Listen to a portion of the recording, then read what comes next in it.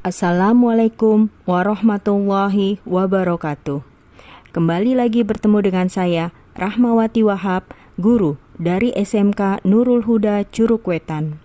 Alhamdulillah, sekarang saya akan menginformasikan tentang materi ketiga, yaitu kreatif, konten, dan menceritakan. Ada banyak pengalaman yang bisa kita ceritakan. Sumbernya bisa kita ambil dari kehidupan kita sehari-hari. Saya akan menceritakan kisah inspiratif dari pengalaman yang saya dapatkan. Apakah kita pernah mendengar kata disleksia? Rasanya kata itu sangat asing buat kehidupan kita. Saya pun merasakannya. Sehingga saya mencari tahu apa itu disleksia dan kenapa bisa terjadi. Sebagai seorang guru, saya sadar, saya berpikir bahwa semua anak itu anugerah yang diberikan Allah Subhanahu wa Ta'ala, dan saya sebagai guru harus bisa membimbing, mengarahkan untuk menjadi lebih baik. Saya berpikir bahwa ini adalah tantangan yang bisa saya selesaikan.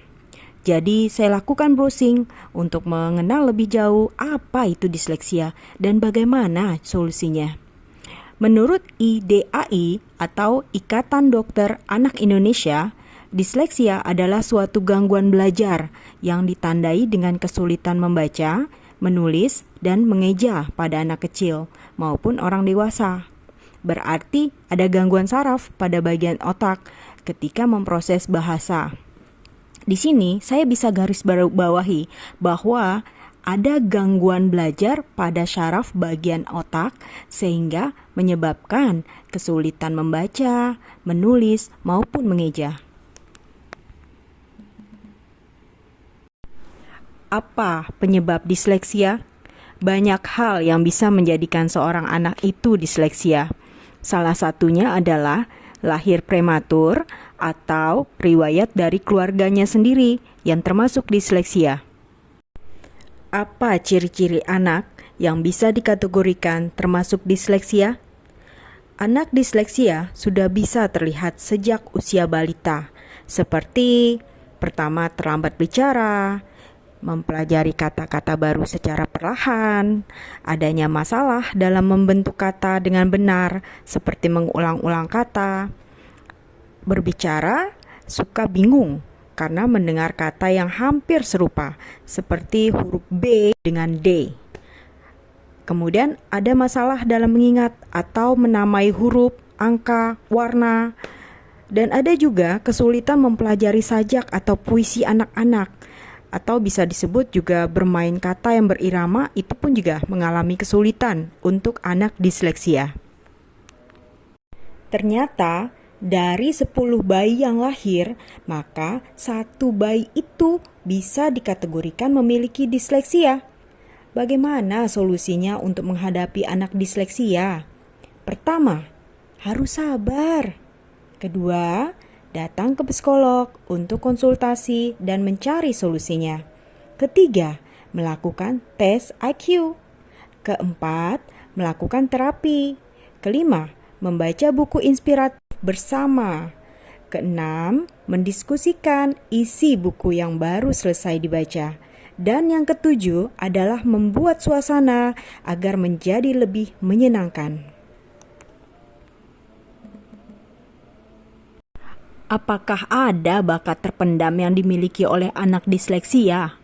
Jawabnya ada. Itu yang pertama, mereka memiliki kreativitas yang tinggi. Yang kedua, berpikirnya out of the box.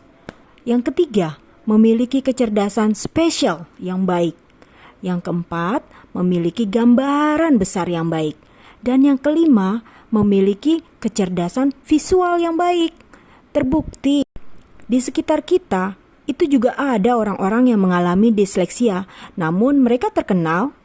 Contohnya, seperti Leonardo da Vinci, seorang pelukis terkenal. Kemudian ada Muhammad Ali, seorang petinju yang melegenda. Dan di Indonesia ternyata ada juga, yaitu Deddy Corbuzier, yang anaknya namanya Aska. Itu pesulap terkenal di Indonesia. Mereka banyak mengalami disleksia juga.